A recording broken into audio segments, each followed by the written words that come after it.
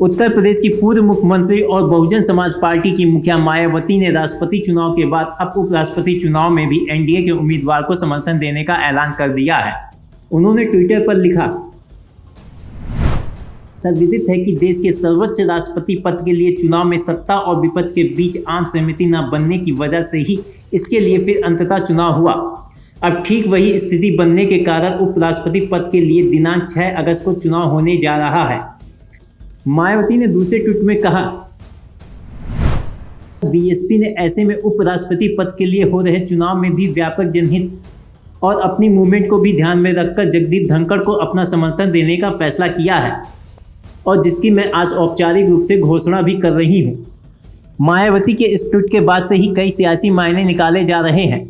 दरअसल बीएसपी के इतिहास को देखें तो दिल्ली के तक से मायावती का रवैया नरमी भरा रहा है, फिर चाहे वो कांग्रेस रही हो या फिर भाजपा।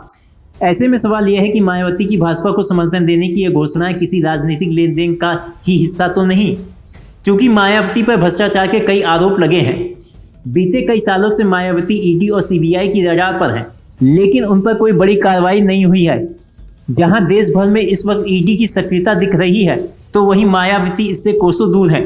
भले ही मायावती का जन्म एक गरीब परिवार में हुआ हो, लेकिन उनकी गिनती रईस नेताओं में होती है और उनके पास अकूत धन संपत्ति है जिसका कोई हिसाब किताब नहीं है।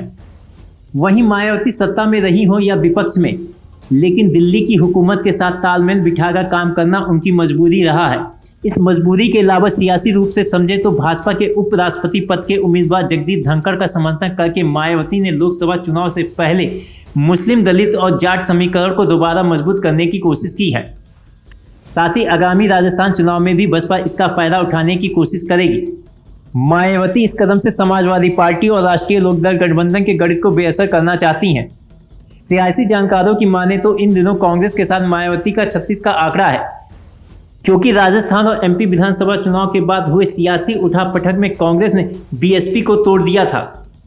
इससे मायावती खासी नाराज थी। कांग्रेस के उम्मीदवार को समर्थन न करने के पीछे इसकी एक वजह यह भी है।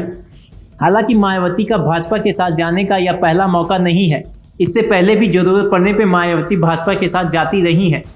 4 बार की यूपी की सीएम रह चुकी मायावती 3 बार भाजपा की मदद से ही इस पद पर पहुंची थी।